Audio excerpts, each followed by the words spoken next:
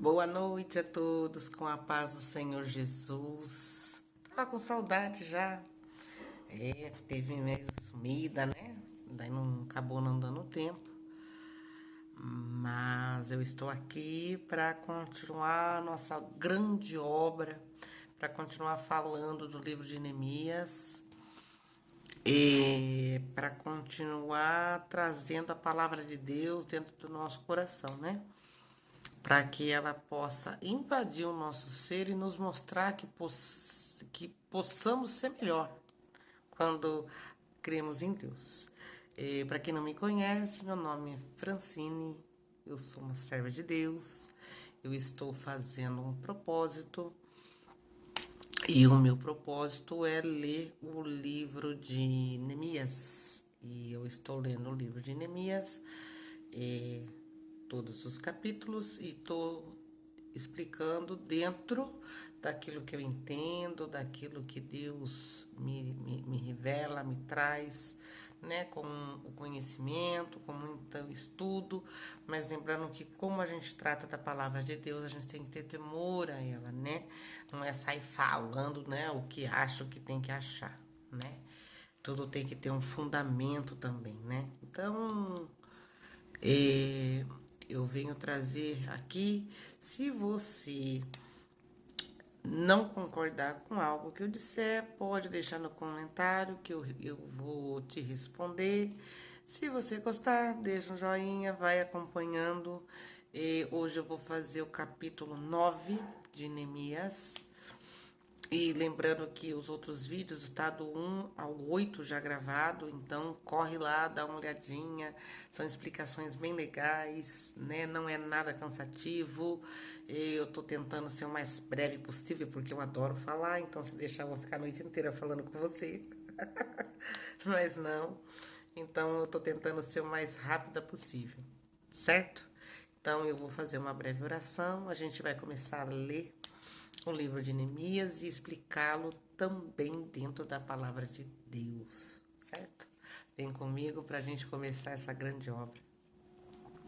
Senhor, meu Deus e meu Pai, Criador do céu e da terra, em tudo que nela tem, Pai eterno, Pai amado, nos colocamos na Sua presença nessa noite para bendizer e glorificar o Teu nome.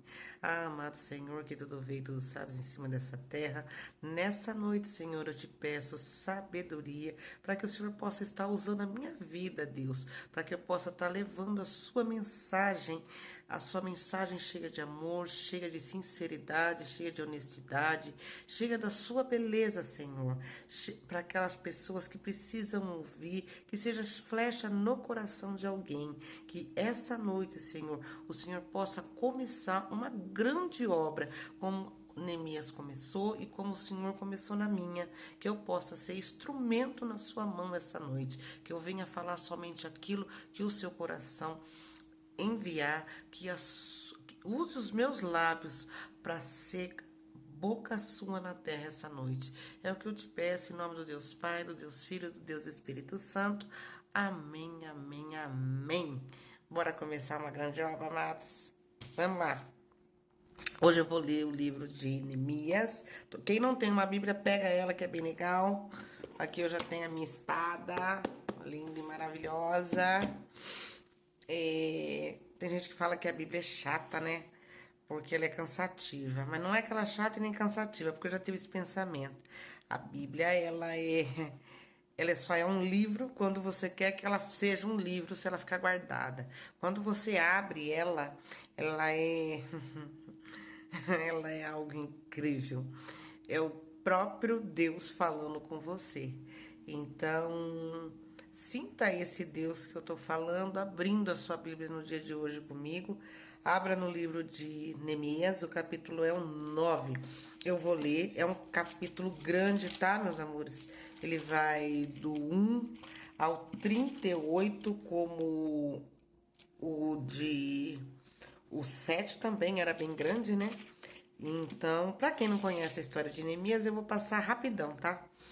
Neemias, como eu já contei aqui, ele era um copeiro do rei e ele recebe os irmãos deles para contar como está a cidade deles. A gente está falando da cidade de Jerusalém. E os irmãos falam que a cidade está devastada. E onde os pais deles foram enterrados e está tudo acabado, tudo destruído. E Neemias se entristece e ele vai orar. Neemias é um homem de muita fé, ele é um homem de muita gratidão a Deus, ele é um homem muito fiel a Deus, ele é um homem muito bom em cima da terra, né? Muito justo em cima da terra.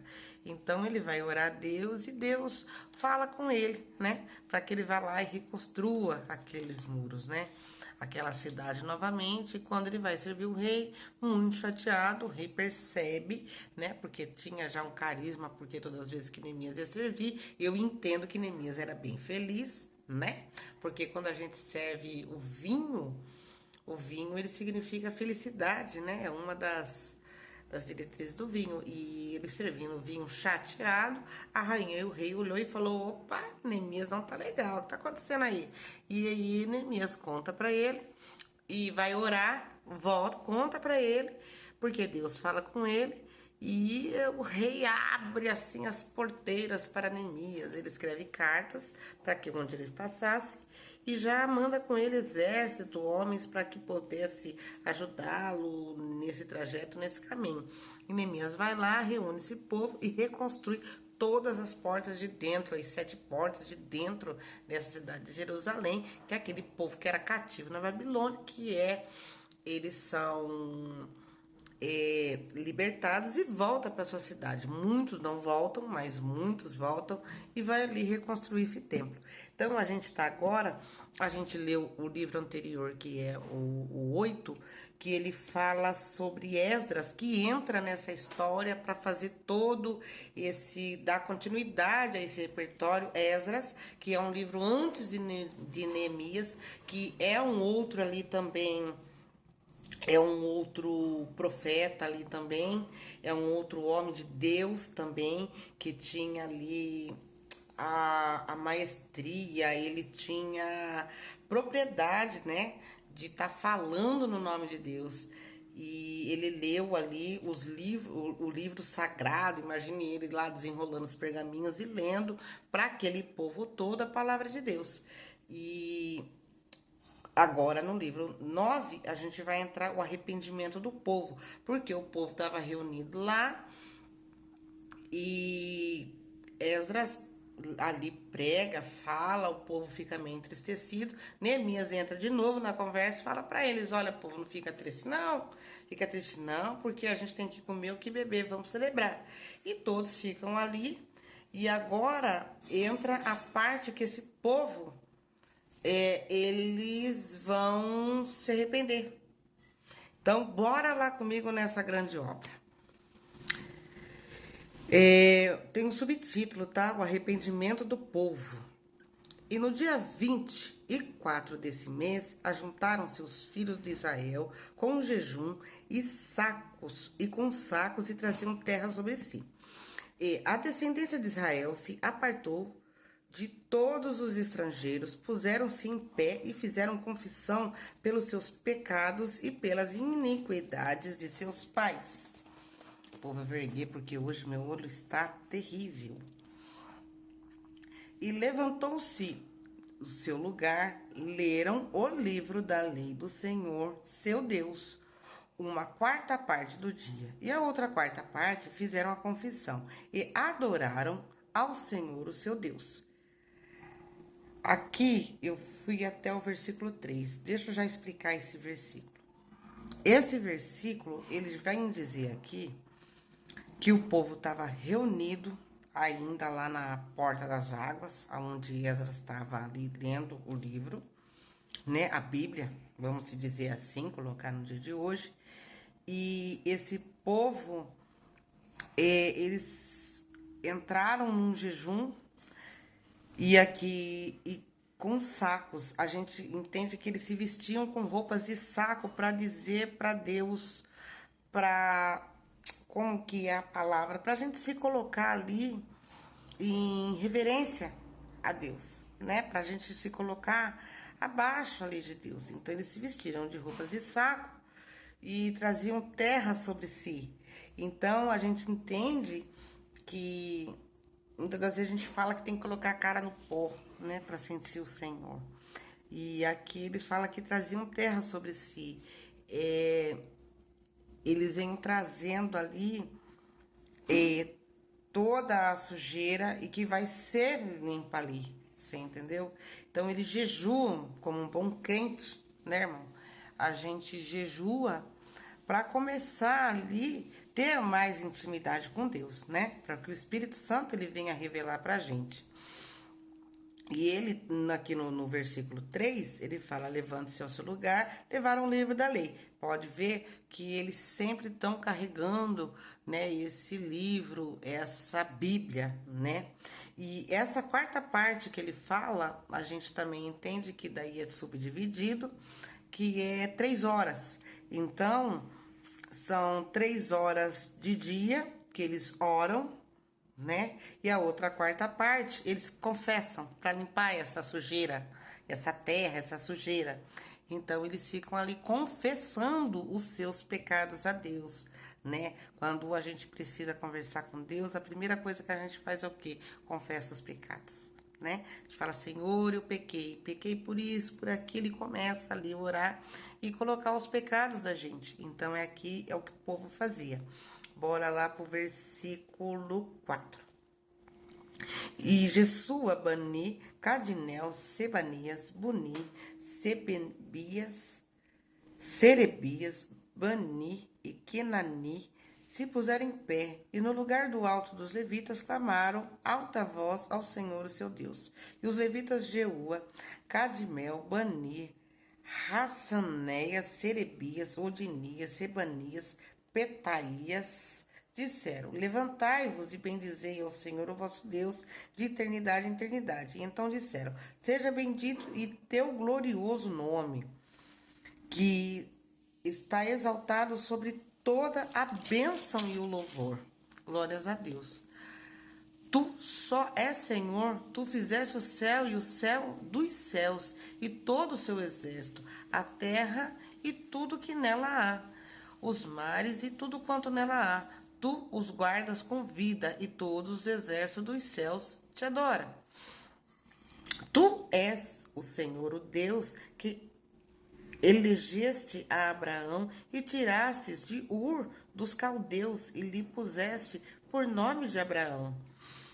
E achaste em seu coração fiel perante a ti, e fizeste com ele aliança de que darias à sua descendência a terra dos cananeus, dos heteus, dos amorreus, dos fenezeus, dos jebuseus e dos gingaseus, e confirmastes as tuas palavras, porquanto é justo. E viste a aflição dos vossos pais no Egito, e ouviste o seu clamor junto ao Mar Vermelho, e mostraste sinais prodígios a Faraó e todos os seus servos e todo o povo da sua terra, porque soubestes que soberbamente os trataram assim, e adquiriste para ti o nome, como hoje se vê. E o mar fendaste perante a eles, e passaram pelo meio do mar em seco, e lançaste os seus perseguidores nas profundezas como uma pedra nas águas violentas. E guiastes de dia por uma coluna de nuvem e de noite por uma coluna de fogo, para lhes iluminar o caminho por onde haviam de passar. Eita, como esse Deus é lindo, né? Ele é lindo demais. Ele colocava aqui uma coluna de nuvem para o sol não pegar naquele povo e não judiar, e à noite ele colocava uma coluna de fogo para aquecer aquele povo andando. Eita glória, não? E sobre o monte Sinai desceste dos céus e falaste com eles, e deste juízo retos às leis verdadeiras, estatutos e mandamentos bons. O teu santo sábado lhes fizeste conhecer, preceitos, estatutos e leis que mandaste pelo ministério de Moisés, o teu servo. Pão dos céus lhe deste na sua fome, e água da rocha lhe produziste na sua sede. Disseste-lhes que entrasse para possuírem a terra, pela qual alcançaste as tuas mãos, que lhe haviam de dar. Aqui ele fala que o maná descia do céu, meu irmão, que o pão Deus mandava, que a água Deus também fazia brotar da rocha, para que eles pudessem passar por aquele deserto, todos alimentado o corpo, mas também a alma. A gente recebe, né, percebe aqui ele falando. E porém eles, os nossos pais, ouviram soberbamente e endureceram a sua cerviz e não deram ouvidos aos teus mandamentos e recusaram ouvir-te. Não se lembram das maravilhas que lhes fizeste. Endureceram a sua cerviz e na sua rebelião levantaram um chefe a fim de voltarem para a sua servidão. Porém tu, ó Deus, perdoador, clemente, misericordioso, tardio em irar-te e grande em beneficência, e tu não desamparaste. Aqui ele está falando sobre o povo que estava cativo, né? Os antecedentes de Abraão, que estava cativo lá no deserto, que Deus traz eles de volta, e como Deus, ele é piedoso, né? Como ele é, aqui fala que a nossa fé, ela tem que vir do conhecimento. A nossa fé, se a gente não conhecer, a gente não vai ter fé, porque a palavra de Deus fala que a fé é tudo aquilo que a gente não vê, né? Que a gente tem que acreditar. Mas para que a gente acredite, a gente também tem que conhecer. Porque se a gente não conhece, a gente não tem fé, né? Como que você vai ter, você vai produzir a fé? O Espírito Santo, ele vai colocar em você, mas você precisa exercitar isso. Então, a fé, no meu entendimento, tá, irmão? Para mim, ela é algo irracional. Eu fiz uns esbocinhos aqui que ela fala isso, né?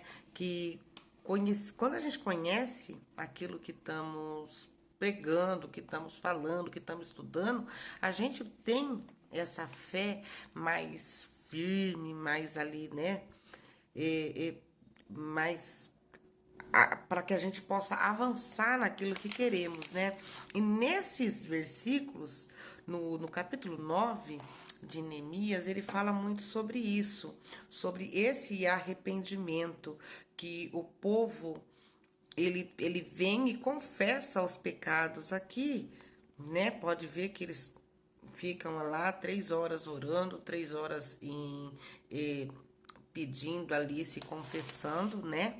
Então, eles se confessam, se arrependem de todos os pecados feitos, né? Porque isso vem de Deus, isso, o Espírito Santo provoca esse arrependimento naquele povo, no coração daquele povo, né?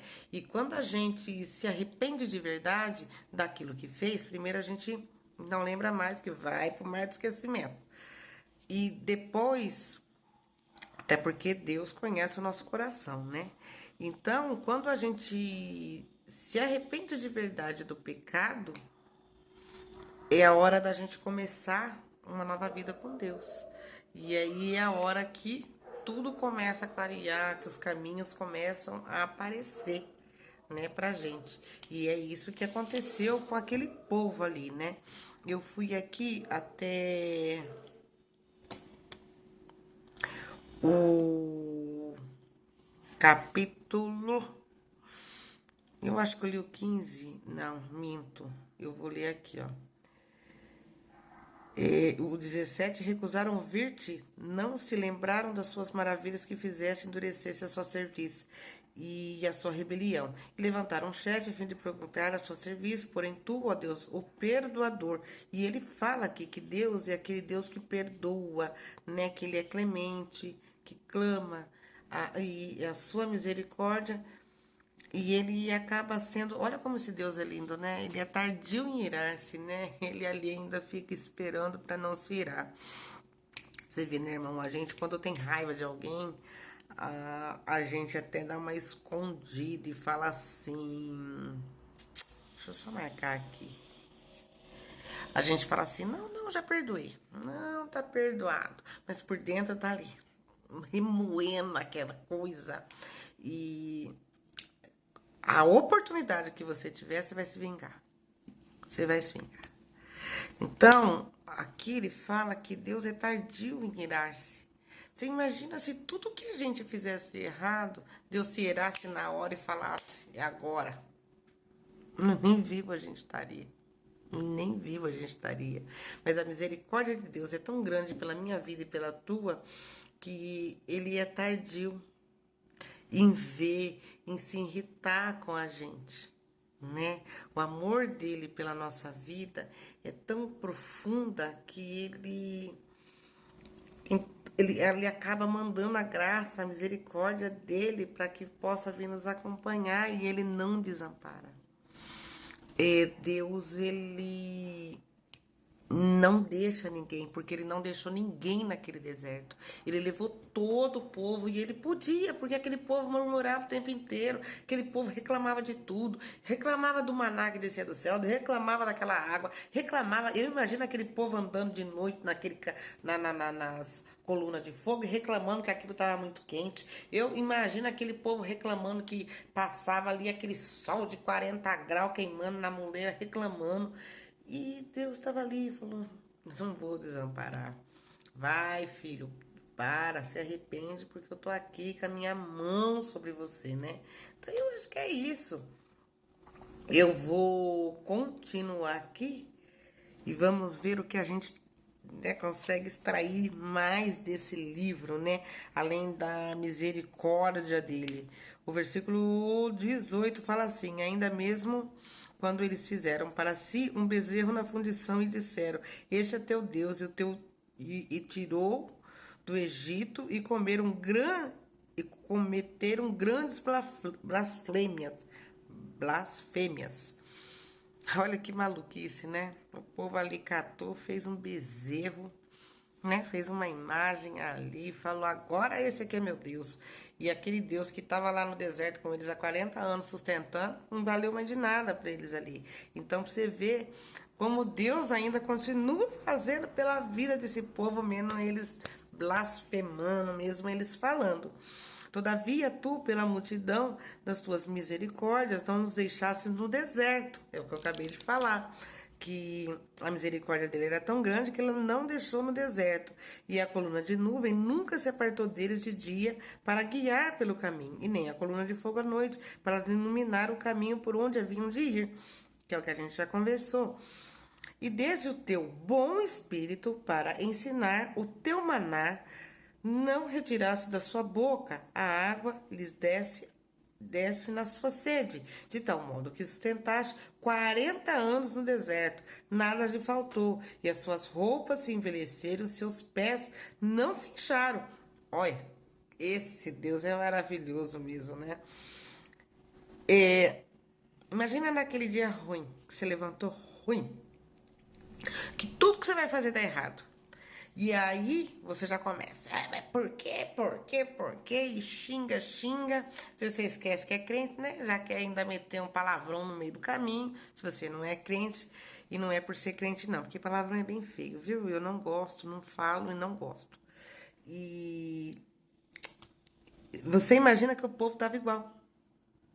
Agora, você imagina você fazendo isso e Deus sentado no seu sofá. Só assim, ó. Continua, filha. Eita. Tudo que você... Muitas das vezes, tudo que tá acontecendo é para te livrar de algo pior. Você nem sabe. E você tá ali falando, e Deus tá assim, ó. Tudo bem, continua. Então, é isso que a gente tem que vigiar, não murmurar, porque Deus vai estar ali, igual teve, cuidando desse povo. Bora aqui, ó, no 21, de tal modo que sustentasse 40 anos no deserto e nada lhe faltou. As suas roupas não se envelheceram e seus pés não se incharam. Olha, nem os pés incharem. Pense nisso. Pô, aquele povo andou, viu, povo? Também lhes deste reinos e povos e repartissem porções, e eles possuíram terras de Seom, e saber que a terra do rei Esbom e a terra de Og, o rei de Bassã, e multiplicasse seus filhos como estrelas no céu, e trouxesse a terra de que tinhas falado seus pais, e nela extraíram para possuírem. Aí, aqui do 24, 24 até o 28, ele vai falar aqui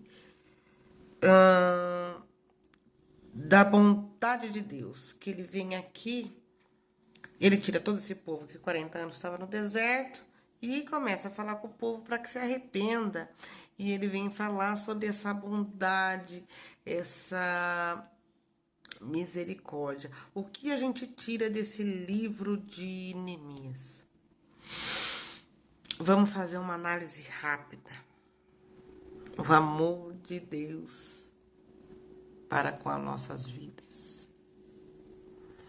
O quão grande é esse homem, é esse espírito.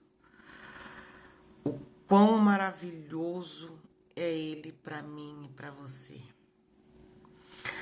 Qual é a mensagem que ele deixa? Seja forte, persistente. Ora, jejua. Os dias difíceis vão acontecer. Murmurar é do homem, é da carne. Mas se a gente tiver em vigilância, a gente mesmo, o Espírito Santo vai nos incomodar para não murmurar. Porque esse mesmo Deus que foi lá, que é pai de Abraão, lá, que ergueu Abraão, né, Abão, né, que colocou como Abrão, que trouxe ele, mudou o nome dele para Abraão e falou: Abraão, você será o pai de milhões.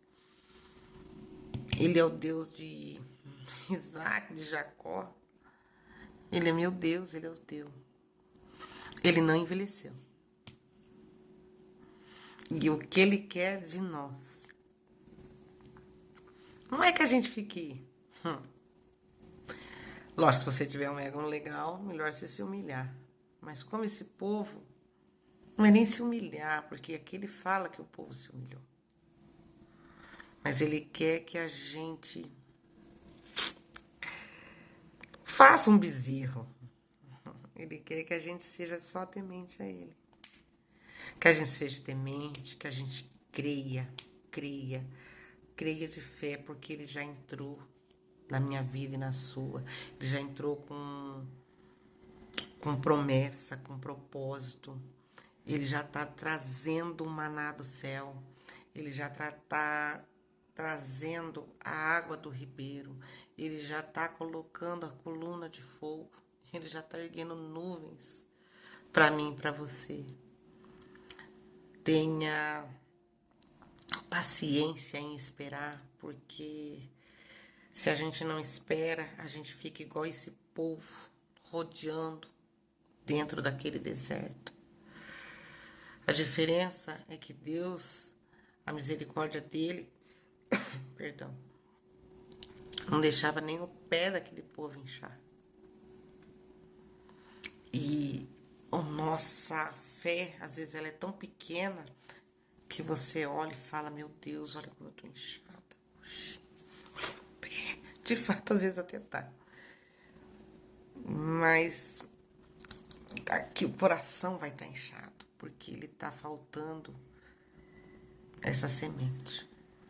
Então, o que o livro de Neemias, o capítulo 9, traz hoje para mim, e eu espero de verdade que ele traga para você, que eu pude ter trazido para você com, que eu falei com temor, com explicação, mas com alegria, né, no meu modo de falar, porque eu tô num tempo de renovo também. Que ele possa mostrar para você que só creia, porque tudo vai mudar. Sabe, na minha vida e na sua, porque ciclos novos vão acontecer.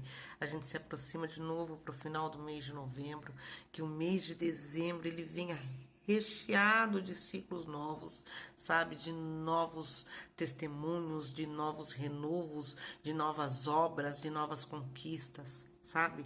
Não é desejando somente coisas novas, porque os inimigos, como diz o livro de Neemias, eles vão ter o tempo inteiro.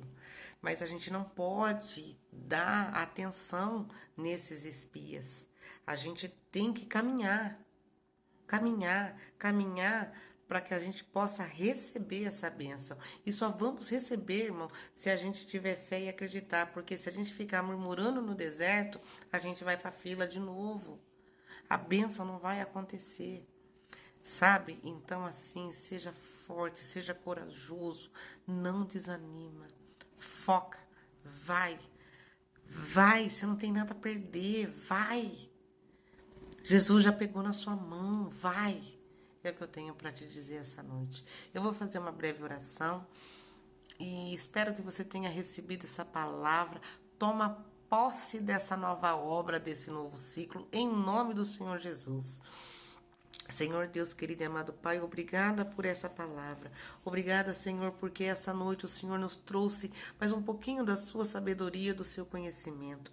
Amado Jesus, cuida da casa de cada um que nessa noite, Senhor, estará lendo, vendo esse vídeo, ou mesmo refletindo como eu essa noite a vida de Neemias. Que ela possa fazer uma reflexão na própria vida e entender que o seu amor, ele é benevolente, o seu amor é persistente, mesmo não sermos nem dignos de estar na sua presença. Assim eu te peço, assim eu te clamo, em nome de Jesus, traga vida, traga sabedoria, traga renovo a cada um nessa noite. Em nome do Deus Pai, do Deus Filho, do Deus Espírito Santo. Amém, amém, amém. E que você possa ser sempre um servo de excelência. Glória a Deus. Aleluia.